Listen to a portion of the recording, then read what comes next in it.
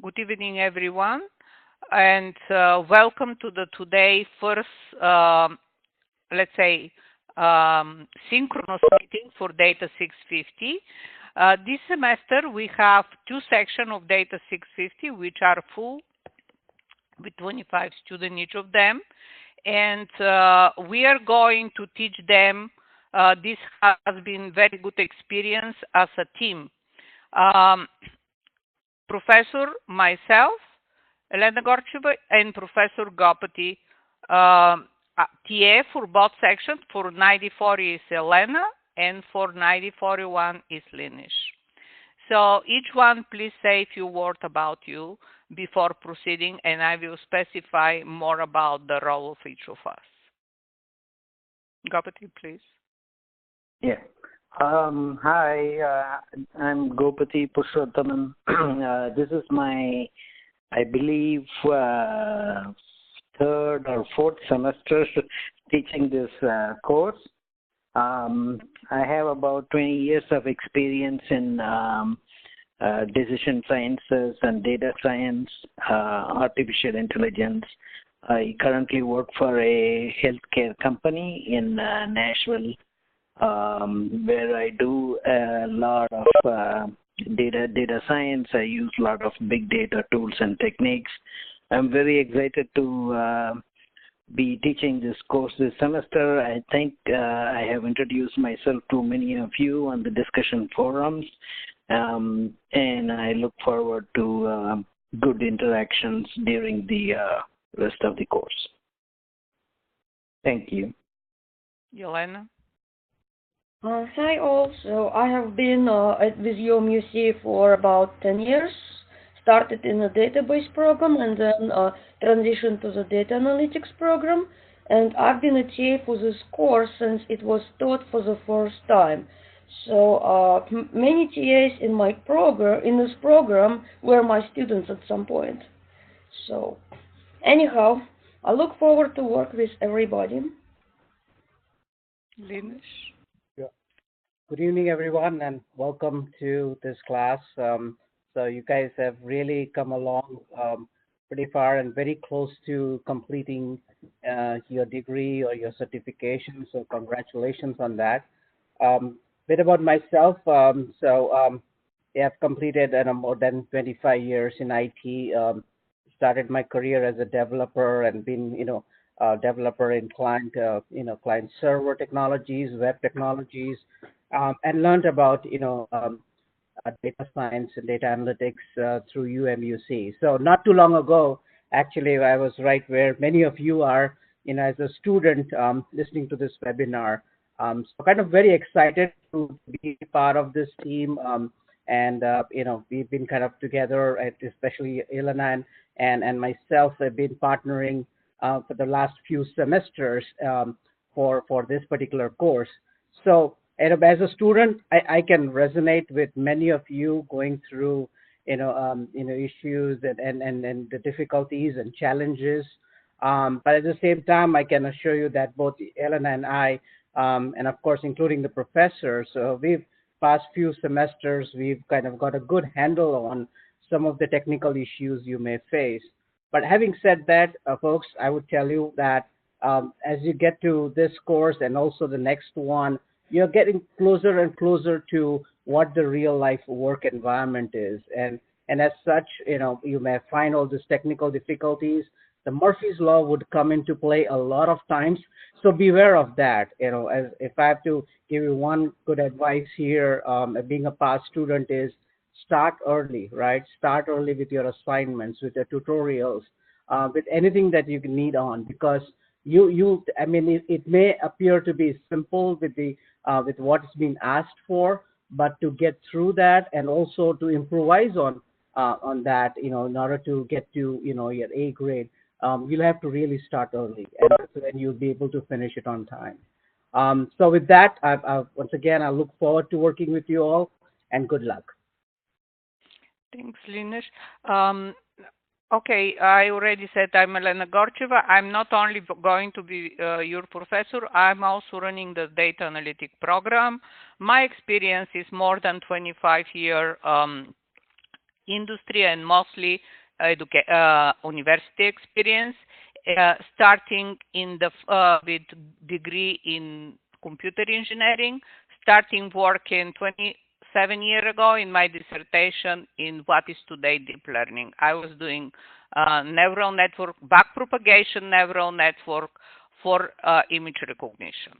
So I'm very familiar with what is going today, and I'm amazed what has happened in this 27 years in the field in which emerged several different fields to what is data analytics today. So I'm very passionate and try to prepare students as much as possible to be successful in this career. This is my main goal. Having said that, we are going to learn about each other more during the course. The course will be organized as follows. This is a topic which is quite extensive, like most of the courses in data analytic program. These are 6-credit courses with extended number of topics to cover. But this one is really huge. It's not just because it's big data, because to cover the topic of deep data sufficiently to say student has been exposed on this topic sufficiently so he can proceed further in the career. It's not easy. So you will feel this during the semester. Having said that, different topic, we divide the course in 2 parts. The first 6 weeks are taught by Professor Gopati, and the second 6 weeks by myself. Each of us, and we teach both sections. I teach week 7 to 12 both section, and Professor Gopati teaches week 1 to week 6 of both section. And of course, Yelena and Linish, they support the whole class from the beginning to the end. Moreover, even though one is in one section, other is another, they collaborate. So the solution is much better to help students with technical issues. So we are going to proceed today with some important thing about the course, the grading, some miscellaneous issues which are related actually with the technology we are going to use in this course. And this is very important you understand, because what is unique about this course, that the name already implies that we have blend of different technology. We are not going to learn quite different algorithm. You studied already most of the machine learning algorithm and building predictive modeling in the previous classes. Here we are going to use this experience with new technology, which are going to give us a possibility to work with what is big data and actually extract insights from what is big data. And of course, we are going to try to clarify, because sadly, I don't want that we finish the course and most of the people still think, like traditionally was the thinking, that big data is just the size of the data.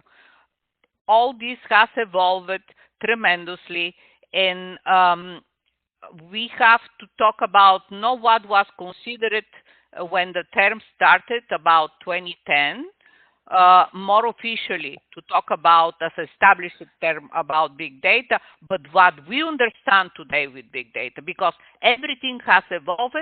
Everything has evolved because of the technology to use, and this is a topic which is highly related with what is business need, the availability of huge amount of different type of data with different complexity, and the technology to support this business need. So all this blend is going in this class. I have some bulleted point because there is no actually strict definition. If you look as the way you like very much to put this in Google search, you will find different. This in general, the term established when the available technology was not able to deal with the size of the data set at that point. We are talking about 2010 when Yahoo Email, Facebook, they had this huge amount of data set, and the technology at that point was not available. It was not providing to deal and to get inside of this data. So the business need was an impulse to the technology which already has a capability to provide this, to invent the first tool to support big data, which was Hadoop. This was the first, and it's already almost history. But we are going to talk about this in the class, because after that, that was very workable in the beginning. After that, new tool, new approaches has appeared, and Hadoop already is a very small portion of what we talk when we talk about the technology to deal with this data. Today, Hadoop only, let's say, constrained to what is mostly management of data. But to do a really advanced analytic with this data is not suitable. Moreover, if we want real-time data, which is the today need of industry. Businesses today want answer to dynamic real-time data, not to the data which are stored somewhere from 5 years ago or 10 years ago. So you can observe the different bullet point I have here. And of course, since we are talking about going with technology which can deal with this data set, we are thinking about that the difficulty to actually search, share, and analyze and visualize big data pointed to going beside your personal computer, going to high performance clusters, which is the Hadoop, and to evolving to new technology, which is Spark. So we're talking about that the need to give business solution to the problem was targeted by different technology to achieve the success. So we are going to talk about some new analytical approaches in method, not the algorithm. The algorithm mostly are the same.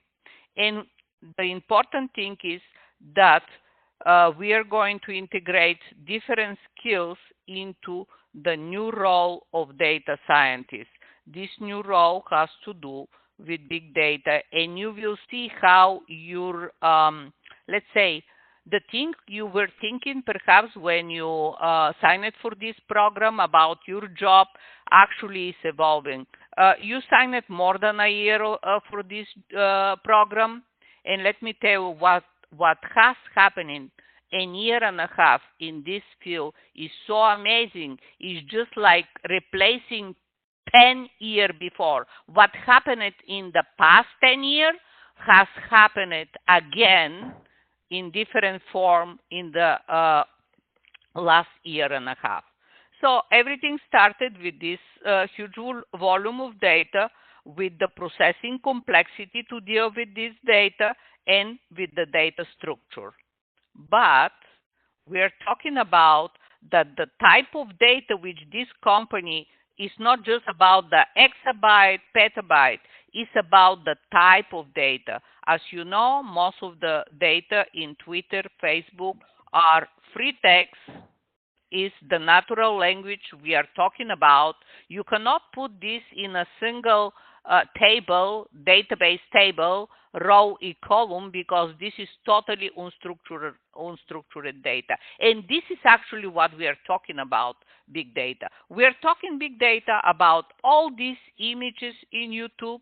We are talking about all these text in Facebook, in Twitter. We are talking about the text many companies have in their human resource department to process, which are free text.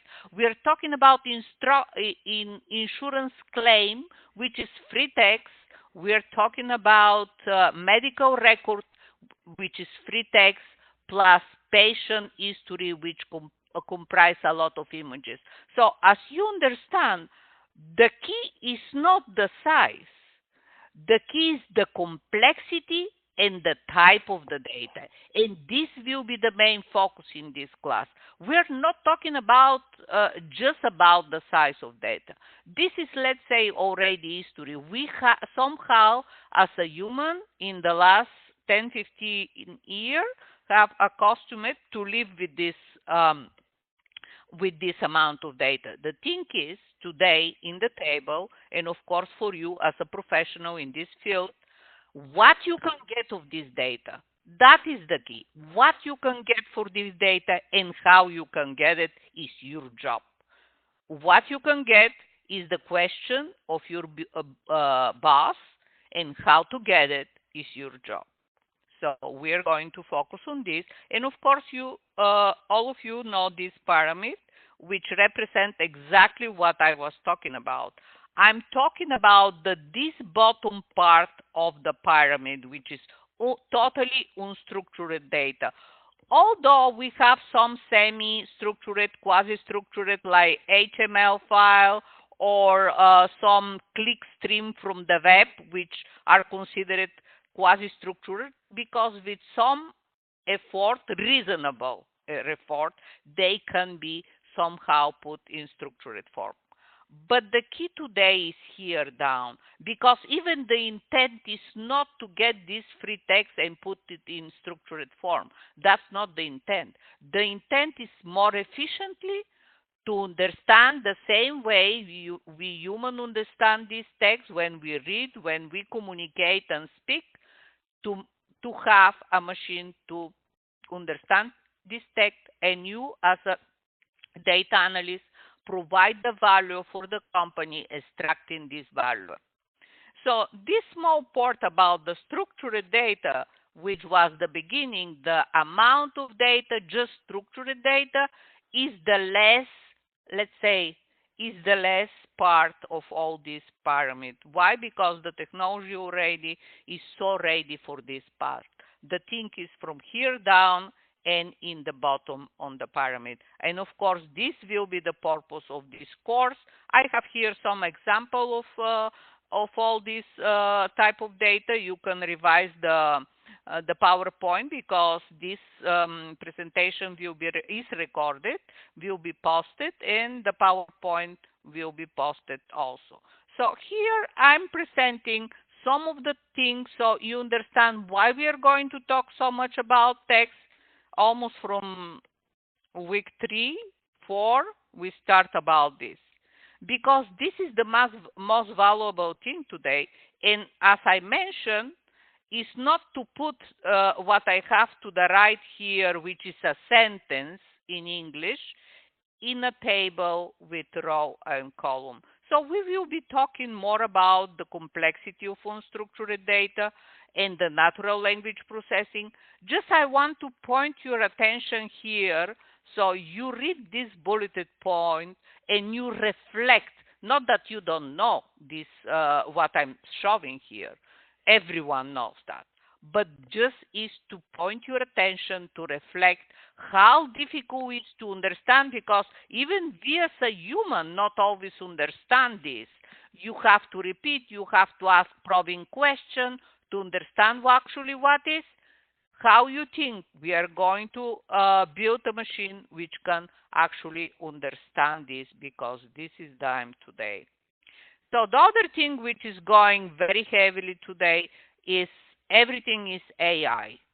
Everything is AI, and it's not what AI was considered in the 50s when this research started in the university. What started in the 50s is what is the classic artificial intelligence, when the idea was that to build a machine which can substitute the human. Today, that is not the purpose. When you see all this hype outside today talking about AI, the practical thing we are concentrating is in the practical contemporary AI, and is the spam, which was of big data and machine learning, and of course, inside of machine learning, deep learning. Why? Because big data was the few which made the machine learning so to advance and to produce so reliable result today, which can power the artificial intelligence as a main algorithm for the contemporary artificial intelligence. So that is the connection between uh, the topic of our course, big data and machine learning as a main, let's say, one of the main approaches in big data to extract insight of data to power what is the contemporary AI. And the contemporary AI has no purpose to substitute the human. It's just to enhance and make human to be more productive. Is not to substitute this, is to be more productive. And you will learn some stuff. We will do even some practical stuff in this class because topic of big data, as I said, from 10 years ago to today has advanced so much that we cannot afford not to touch what today we understand by the broad topic of big data, machine learning, and how is it related with AI, and how the analytical field actually is related with this. Because we're going to look to all this topic from analytical point of view. You as a professional will be hired to find insight, analytics in the data your company own and make your company more efficient, more lucrative, and gain more profit. That's at the end of the day, that's the main idea for you to be here. And from the beginning, I want to straight something because there is so much hype around. So look at this graphical presentation because the graphical presentation clarify a lot. You hear all about machine learning, deep learning, artificial intelligence, data science. So if you look to the overarching square data science I have here in this slide, you see that it encompasses deep learning, machine learning, and you can say, yeah, I understand because we've been doing this in the previous classes.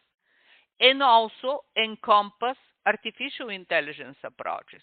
So we can say from this graphical representation about the relation of these four areas that data science uses deep learning algorithm, machine learning algorithm, and artificial intelligence approaches for data science purposes. And what is the data science purpose? The main purpose is to get insight from data and make your company richer. That is the main purpose. Or for some other applications which are not lucrative, more efficient, we are talking about safety, health, so and on and on and on. In all this direction, this is value and not everything is money. So that is the direction. Vice versa is not true. So it's true that data science uses deep learning, machine learning, and artificial intelligence to do data science. But artificial intelligence can exist without data science. Let's put it this way. Okay? So I want this straightened here because we will be discussing a lot in this class. So up to here, I talk about what to expect for this class and to understand that what we are doing are selected, what is possible in a single class, selected key topics in what is big data with all these overarching idea I just talk about unstructured data. And we selected, of course, to do something practical, some very important application which can serve purpose and they can be useful even to do something differently. So with this, I want to say that you will have at the end of the you will have the microphone to ask questions. But in meantime, you can open the chat, look down, the blue one, open the chat and put your question there. So we are monitoring and we can even answer in writing if needed.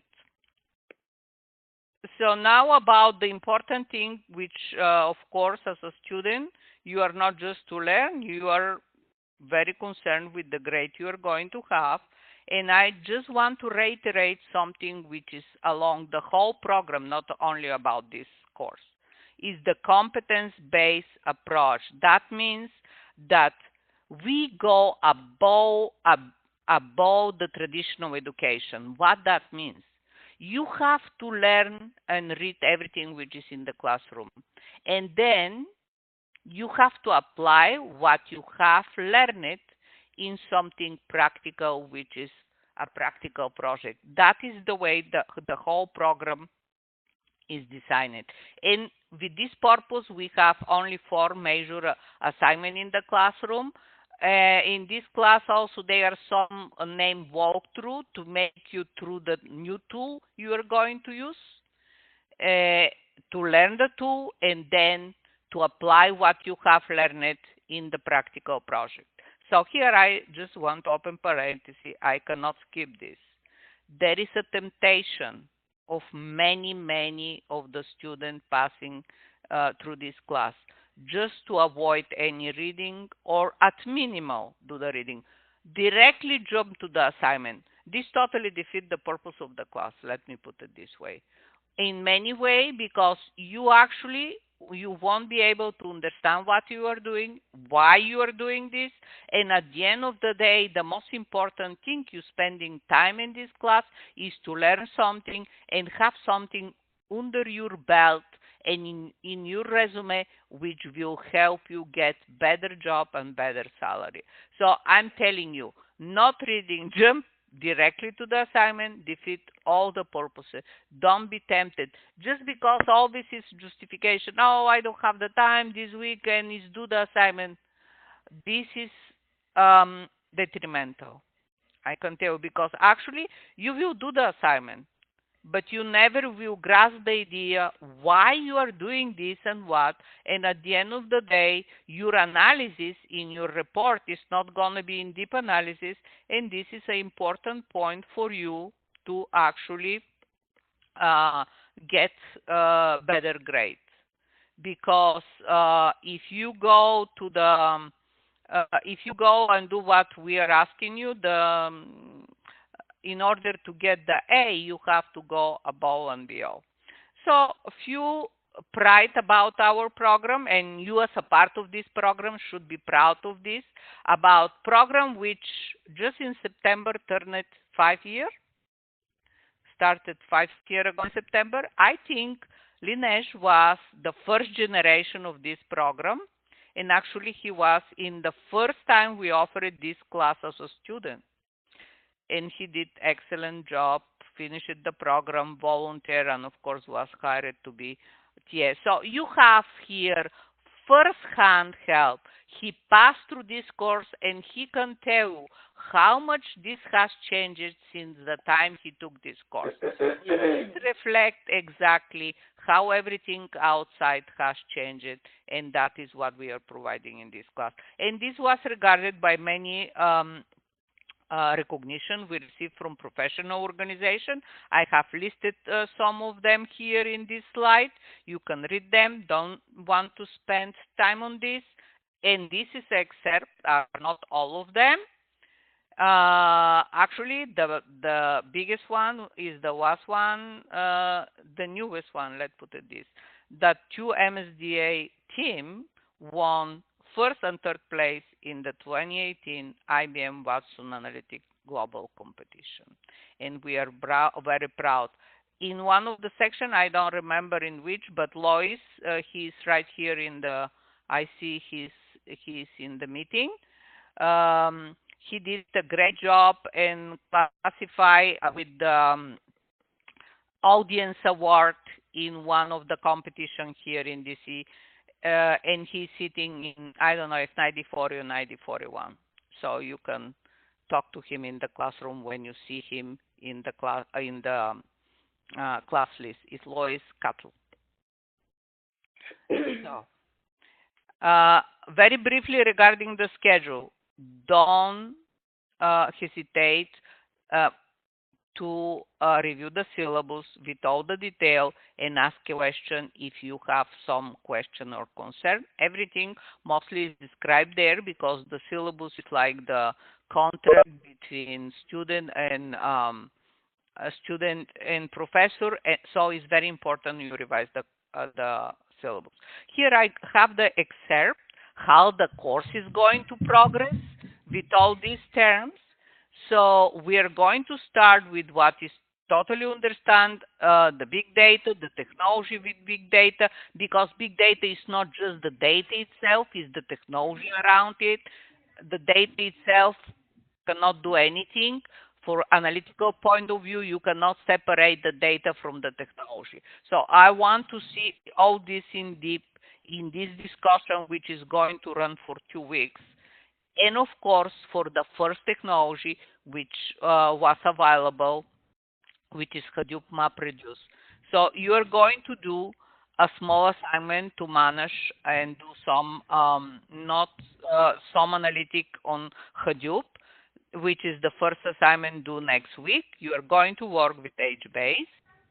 Then you are going to go to what is actually the fashion in big data, which is Spark. This is the fashioned tool which evolved after Hadoop and mostly substituting Hadoop in most of the things. In 90% of the tasks, Hadoop already is substituted by Spark, and you will learn why. I'm not going to spend time now. For Spark, we are going to, since it's the fashion, the power, the tool, which is going to get you hired, we are going to spend 4 weeks. You're going to have tutorial with walkthrough, which is going to be conducted the same way we talked today. We are going to have a synchronous session. Then you're going to submit this small assignment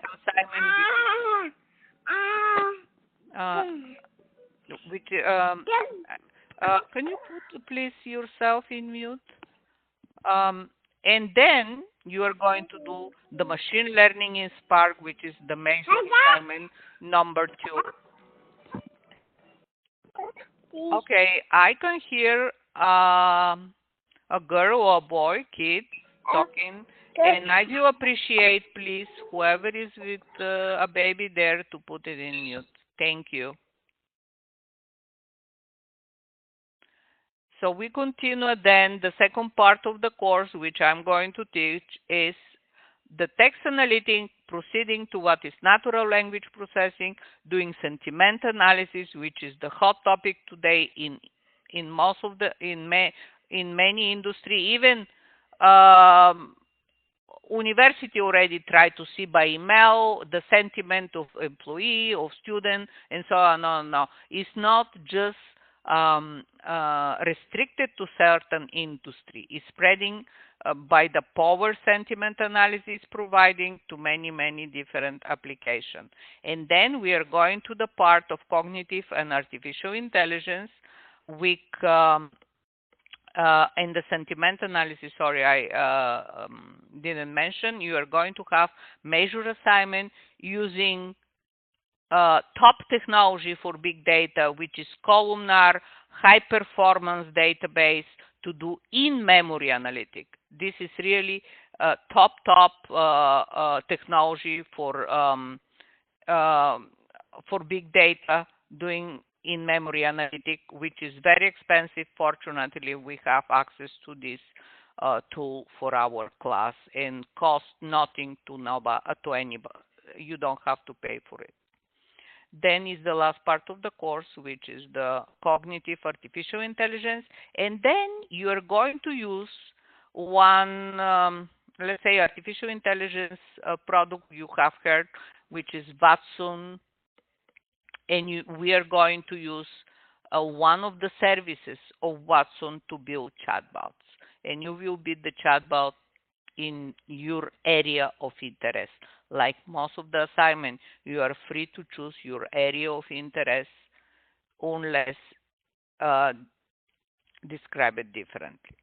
So going forward to what is the tools, here is very nice presentation how the tools for data analytics have evolve between what was the data lake, then the traditional business analytic in data warehouse, for which we had to wait at least 6 months that the IT department built it, and then paid huge amount of money to run the report in this data warehouse. We're talking about history, then going to what is the analytics sandbox, which you have the different, let's say, component in this box, evolving to what I have in this slide presenting how the traditional approach has changed with big data. This has changed drastically. The traditional approach to run, which I have to the left, to run report in the data warehouse still exists, because all these data warehouses exist in a company. You are not going to throw them in the trash. They still have usefulness. But everyone today is moving to this right part, which is to see how to do analytic and extract insight for all these complex data which are available in the company. And in order to do this, you cannot do this with traditional technology. So the approach today is to have a platform and in this platform to have everything which a data analyst might need. And then he may choose 2 or 3 of these different tools or services which are available in this platform in order to do the project, for certain project.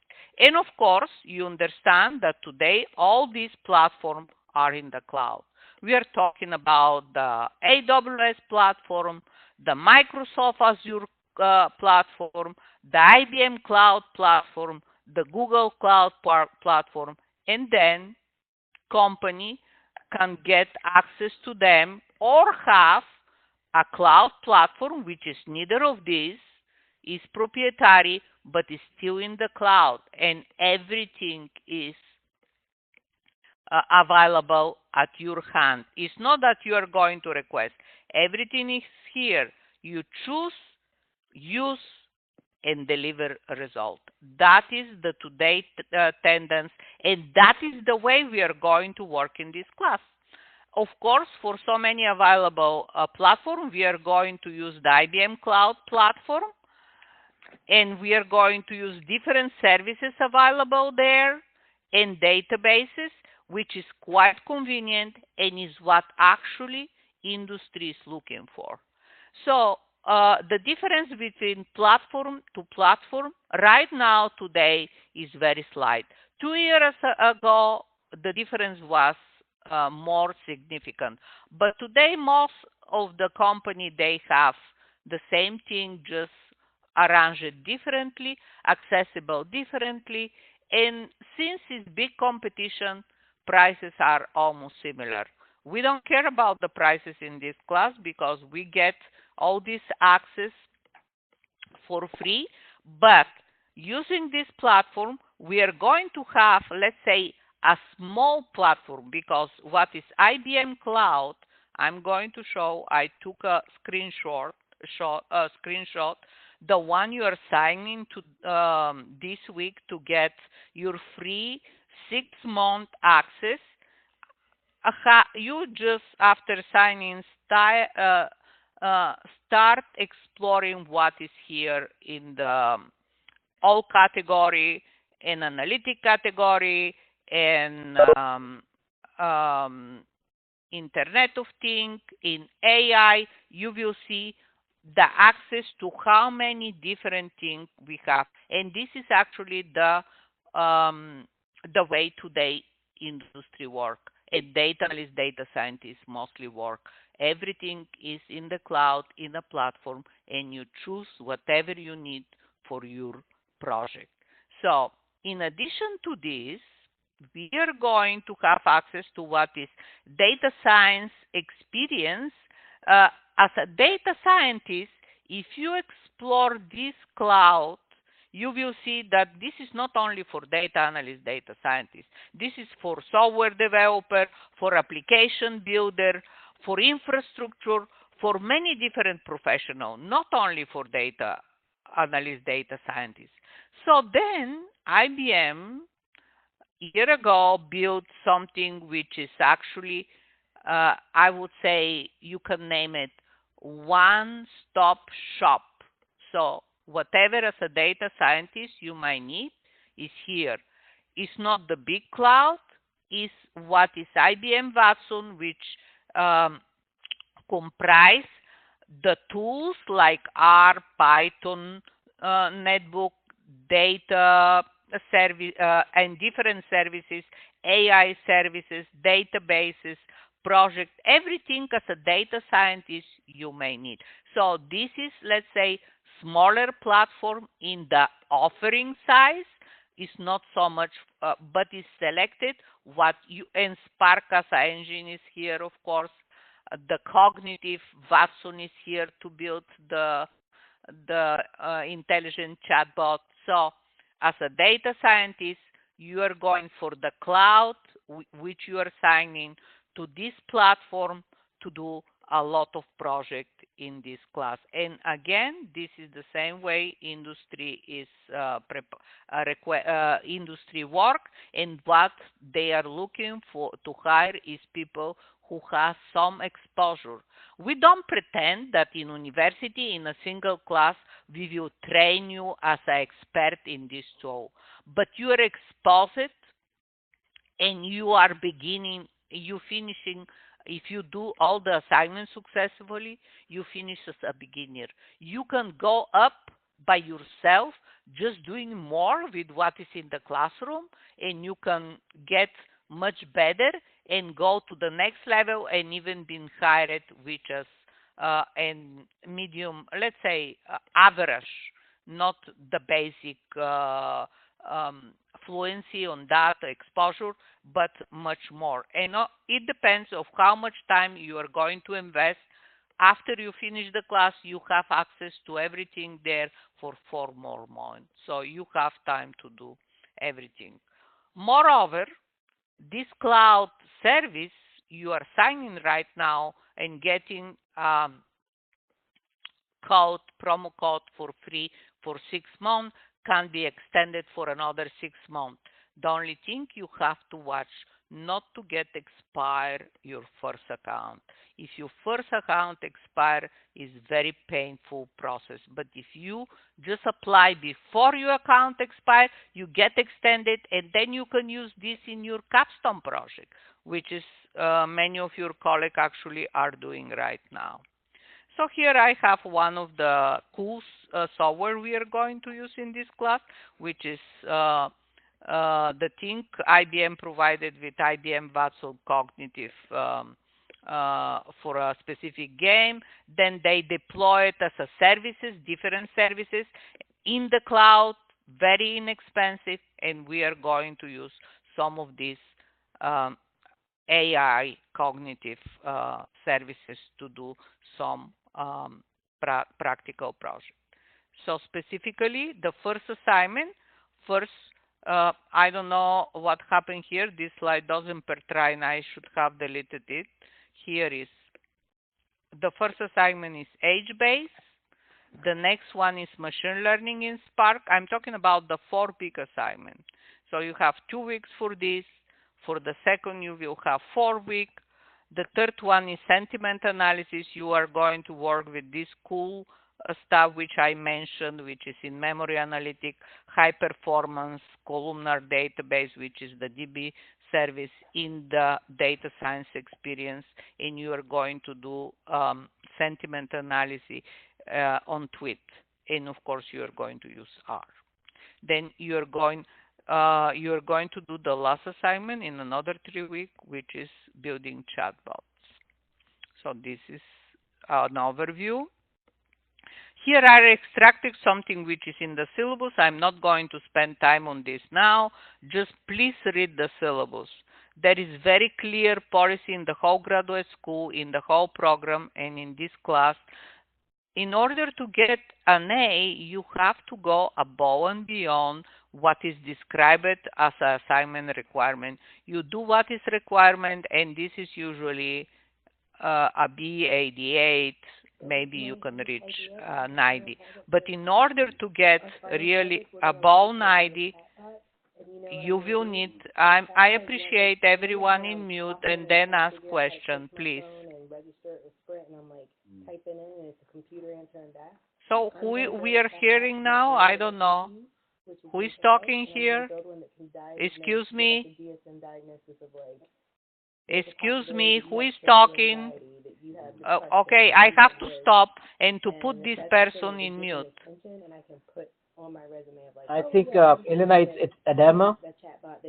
But Adema cannot hear that we don't... Why is doing this? Well, we have, just because someone... I'm sorry, but that is not... look, I have the option, but let's be nice and let's be professional here. Why we are going to hold a meeting just because someone doesn't obey the rule? Of course, I can enforce the rule. I can put setting the meeting, everyone in mute, and don't worry about this. But I just want to give you the opportunity to speak at the end of the meeting, and if you wish, you can ask questions. So I don't have to do that. That's why I didn't. But if the rules are not obeyed professionally, I will have to do this for the following meeting. So I hope everyone this first meeting understand. In the meantime, if you have questions, you can put them in the chat because I'm almost finishing. Here is a summary of many of the things which I already pointed to. Read before doing the work. And of course, go frequently to the classroom, read the announcement. Very important point is here in the bottom. So let's put it this way. Up to here, it's clear that we are going to work in the cloud with academic accounts. And the support you are going to get is from the TA. Why? Because this cloud is the same cloud which industry are paying. Everything there is working. If it works for one person, it works for another person. If something doesn't work, we just get announcements. So there is no support desk for you to ask like traditionally you were going to the support desk for technical problem. No, the technical problem is the same for everyone. If something is happening, the TA is getting notification and we are posting this in the classroom and impact everyone. If it works for the majority, including the TA, it works. And if it doesn't work for you, there can be different causes. And the TA can help you. Usually is because some instructions are not followed strictly or you missed something, and here we are to help you. But again, I want to point out the point of contact for any technical issue you cannot solve yourself is the TA. There is no support, technical support for the cloud environment we are using. So there is only one ticket I'm asking certain student to write to the support team of IBM. That are the students who totally mess up their cloud account setting. And since this is totally individual business, you cannot open account which is when you open account in the IBM cloud, there are two options, company or personal. You should be opening personal. That is personal account. The same way I have personal account, all the professors have. We are not company. I'm not company. You are not company. So you open your individual account, and the only one, if there is a problem with your individual account, then we are instructing you what exactly to ask the support team to get the answer. Because if you start your story, they don't know even what you are asking about, and you are not going to get what you really need. So your first point of contact is the TA, and if needed to go to some support ticket, he's going to tell you what exactly to write and who to contact. So this is very important. Also very important, all assignments require, this is a course like all data course, but here more than ever, because of the number of different technology, you will have to spend the 15-20 hours in order to get just the average success in this class. If you want an A and you are not very skilled technically, maybe you will have to spend more time. I'm just honestly telling you how is this, and this is set up so it has some benefits for you when you finish this program. So from this point of view, since TA is your main contact, it's very important that you don't start with the TA by email. You post your question in the QA section. Why? Because everyone can see the same thing. And sometimes some of your colleagues even can go before the TA to answer your question, and you don't have to wait. And on the other hand, your colleague can see the answer to your question and just get their question answered. It's very important. Everything is registered in the discussion, unless you have to do some individual screen sharing with the TA if the TA is asking you to do it in order to help you. So in general, these are the main things I have. Now the board is open to any question. You just unmute yourself and ask. Or if I miss something, I would like Gopat, Elena, Linish to add if I'm missing something important.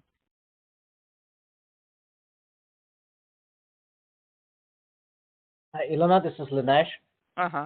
Yeah, I just wanted to mention and add about the Gaggle competition that we have every semester. So we would like to kind of have that competition again. I'll be sharing more information with everyone during the week, and in the subsequent webinar, we can just go through some more details. But many of you guys, many of the folks here are students would have already maybe familiar with Gaggle. They could get started as soon as they see the information coming from me. It would be posted in the interesting, important section and discussion section of both the sections of 1940 and 1941. So look forward to that, and it's a very simple data set that will be provided to you, and it's a very simple competition, but it could get you started into seeing what's out there and how you could work with all these different technologies that you've worked with already, or the languages like R or Python or Enterprise Miner that you may be already familiar with. You can definitely use that. So more to come on that. Excellent, thank you. I forgot to even include it. Yes, and let me add, you will get some extra credit if you do good job for this competition. Any question? Gopati, do you want to add something? I'm missing something, no?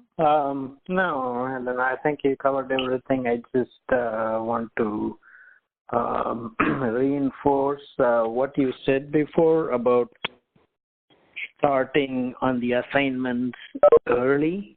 So as soon as the week starts, I would recommend that you download the assignments and take a look at them. It helps you catch up on any gaps that you may have. So just get an early start. Don't wait till the last minute. And as Elena already told you, you should make sure that you read all the materials and watch the lecture, understand the material before you start working on the assignment. But don't wait till the last minute.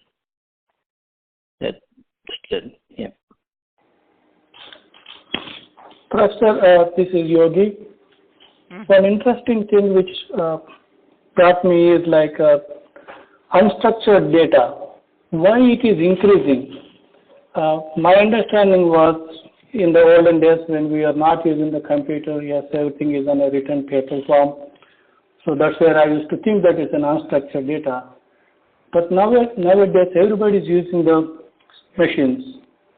So wouldn't that, the data which is coming to the machines, which is already digitized, so why are we still saying it as unstructured? I'm sure like every digitized data is having some structure or apply some technology to make it structured. Not all. I totally agree. In the slide which is there, they are some semi-structured data, and if it's a stream of click, you can put it in structural way. And actually, totally unstructured data is only the free text, which is the text from the book. That is totally unstructured data. You agree with me, right? I agree with that. But even like if you say that the book, in a book, if there is a data, still we can make it as a structure, right? Like I'm saying that, okay, chapter versus paragraphs, okay, first paragraph, first page, second page. But we can give some structure is what I was thinking. Even the book has some structure to it. That's true in certain, but are you going to understand by structuring the meaning of the paragraph, like the way we understand? I read a paragraph, for instance, the one which is here. Please post question in our chat room. You need to understand the context in which we are talking. This is totally free text. You understand what I mean? I have to agree that many of the things can be put in structured, but it still requires a lot of effort. And still it's semi-structured data. If we get all this click stream from web clicking, you can put some effort and put them in. I'm not arguing against this. Yes, you can put them in semi-structured data to some structure, because actually most of the data have some structure. The thing is the free text, they are author which would argue right now with me, and I'm glad you brought this question. We will talk more about this along the course, but it's very interesting. They are author who are saying there is not such a thing as unstructured data. Even a free text has a structure because you have the grammatical structure, which is, but find this grammatical structure. And what about the ambiguity? What about the synonym? What about the context? You cannot put this on a structure. That is the thing. So, and how you are going to structure an image? You extract feature from the image, but still to structure any image, it appears that all these complex data, which are top interest today, which are images and free text, thinking about the old approach to putting this structured, put it in the database of row or column, I can do it. It show up that is much better using technology like deep learning to this unstructured data, to build model with this unstructured data, to get a prediction, to get insight, to get, let's say, recommendation system based on this unstructured data, than to try to structurize this data and then get the insight. I am making the case or not? What do you think? So we are not talking about all text data are unstructured. They are some structured data, of course, some structure in the data. In the click stream can be also, I have some example here. You will have these slides, and here is, I just didn't spend too much time on this. Here are, these are quasi-structured data, which are the click stream. Or the HML, this is semi-structured data. So when you put quasi-semi, that points to some kind of structure. The only one I put as a totally unstructured is what is free text. And when I say free text is that I want that the machine or the algorithm understand the free text, the paragraph, the same way I as a human understand what it means in the context. So that is the thing about the unstructured data. And about the image, the same thing. I want to recognize the image with all the nuance, and to make sure that I understand the difference between one and the other, but some kind of learning like deep learning. So that is the story about the unstructured data. Yeah, Professor, I definitely agree with you on this, the explanation you have given. I mean, where I'm coming to is like, I mean, in the end, like, whatever the data you have, some structure it can make, but how easily you can get a usefulness out of it, how easily you can understand. Yes, RDBMS, I already know exactly what is the column, what is the row, what the data is for. As you mentioned, like for the images, I agree with you, like really don't know unless you process the data and get something meaningful out of it and structure it. No, so I think the definition of unstructured is going to change in the future. Structure versus structure, there is a thin barrier. I definitely understand that, but I think like let's see like what the future is going to. Yeah, and the most important is that there are no strict definition on all this. That's why it's very important you participate in the discussion, because all these things which I'm talking about, semi-structured, quasi-structured, they are no strict definition. These are just examples, which are giving, let's say, fuel to do some organization of this data and put them to some columnar database and try to get it signed. Columnar, why? Because we're talking about big data, and you understand that in order to query data, you don't go by row when you talk about database which has millions of rows. You query 2-3 column, that's why it's columnar database. So, yeah. Thank you. All this evolve. That's why it's very important to discuss. Yep. And many things, they don't have strict definition. Many things. They evolve in constant. Agree. Any other question? This is Sujita. Yes. Can you please give me the link to the to create a ticket for IBM Cloud? Talk to the why you need the ticket. Because I'm having an issue. I think what is the issue? I just said that issue has to be discussed with the TA. So talk to the TA, and the TA will realize what is the issue, if you need the ticket, and if you need the ticket, then where to go. Sure. Thank you. Okay. Is your account expired? It says it's canceled or expired. I think I talked to Linesh yesterday. I will communicate with him. That's fine. Thank you. Yeah, and he will give you. Is this Ujita? Yeah. Hey, Ujita. I sent you an email just a few minutes back. If you could just check your inbox, I sent you some information on how to kind of go forward with this. Okay, several issue I already saw. I don't know even which is the issue, but the text to send to the desk, Linesh has it. I think he forwarded. And the thing is, I see even that you created not personal but company account. I mean, company account require a credit card, you know. I don't know if you can change this. So I see many issues. So when you don't follow something, why in the world you have to open a company? So Linesh already is going to work with you on this. Hopefully it's gonna work.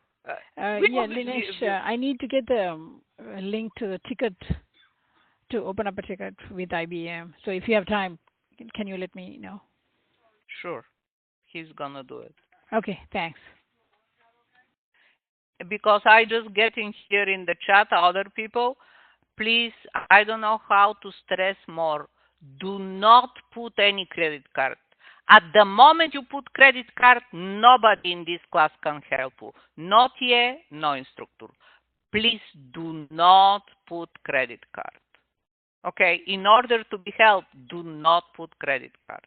I don't know how to stress this. because some people have account created before and it's already expired because they forgot to extend it. Don't put credit card. There is a mechanism to reactivate your account, get another code, promo code, and put it in your account. So the most important is never ever put a credit card. Professor, I know this new account is giving me 200 days. So how many days before I should know to renew the account? 1 month. Okay. So, to be safe, you can do it in 5 days before, but what about you forget? Yep, I'll add to my... 1 month. 1 month. Yes, I recommend every 20 weeks. The students might get a new code. Every 20 weeks. Okay. Thank you, Ellen. I will add it to my calendar.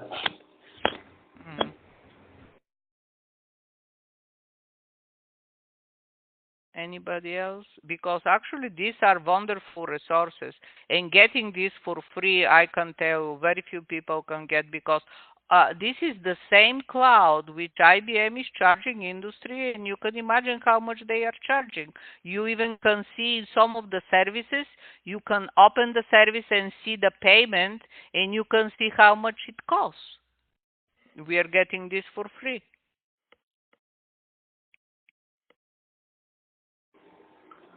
Professor, are these all the services available to us, or only some specific services from the university?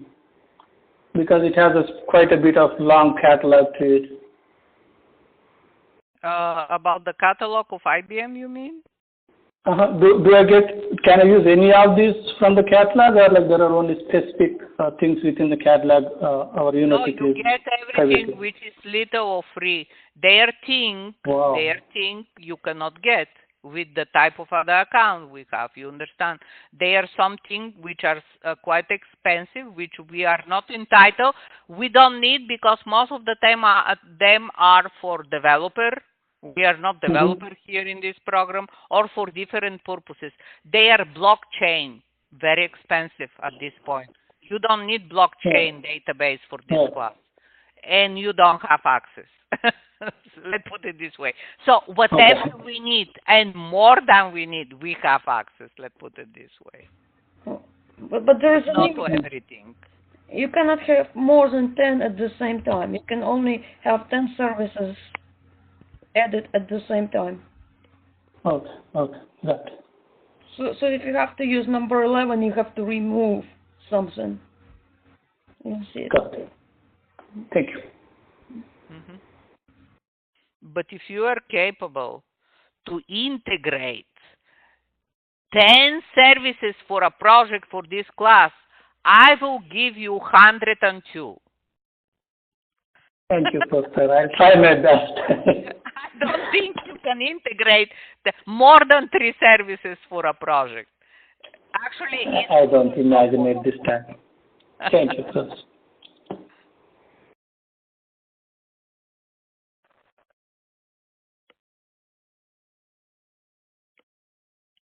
Any other question?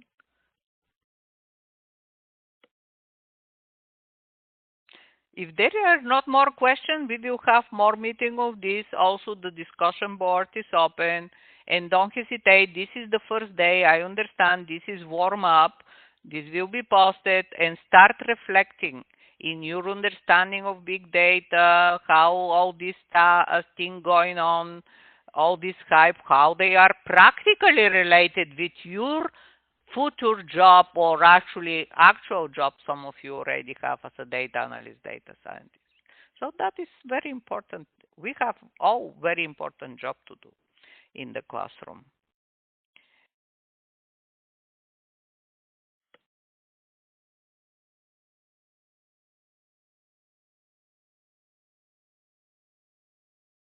I don't understand. There is one question from Juni. Pass rate for this class. What is pass rate? I think how many people are passing in each class. out of like 50, how many to pass is what I think. Oh, okay. Well, different semester, we had sometime 100% passing rate, sometime some student, but I don't think this is significant for you to think about what is the passing rate. This is not school, let's put it this way. So I would not speculate with this. Sometimes there are a couple or several students who cannot dedicate the time as a working professional, and you cannot expect, if you have no dedication to the course in full, to pass the course. So that's the number thing. Okay. Usually it's 100%. But last summer, I don't know, summer usually happen that people have less time to dedicate to the class, and we had some people who either withdraw or are repeating the class. Yes, this lecture is going to be posted.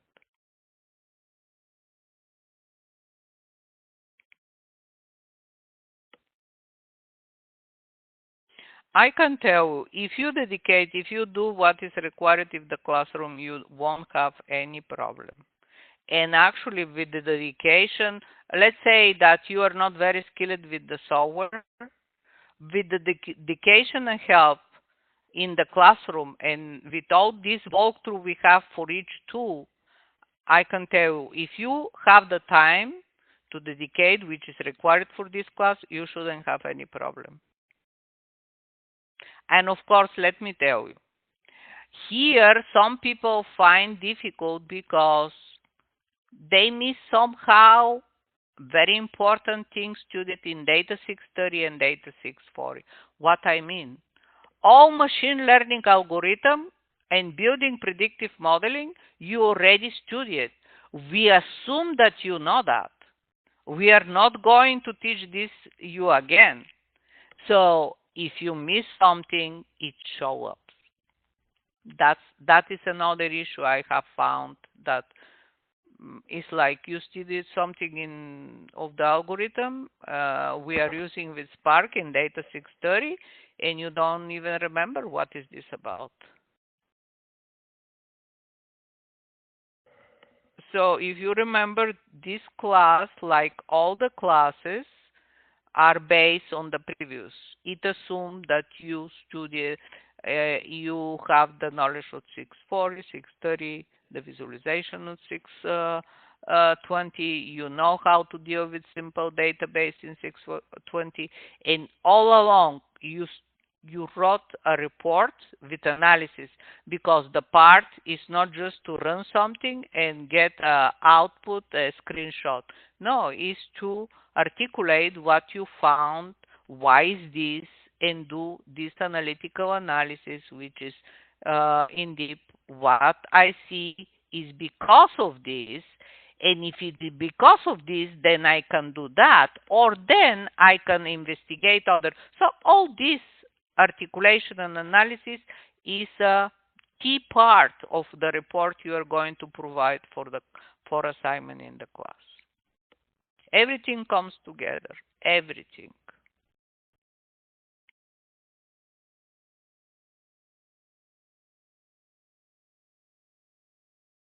Any other question?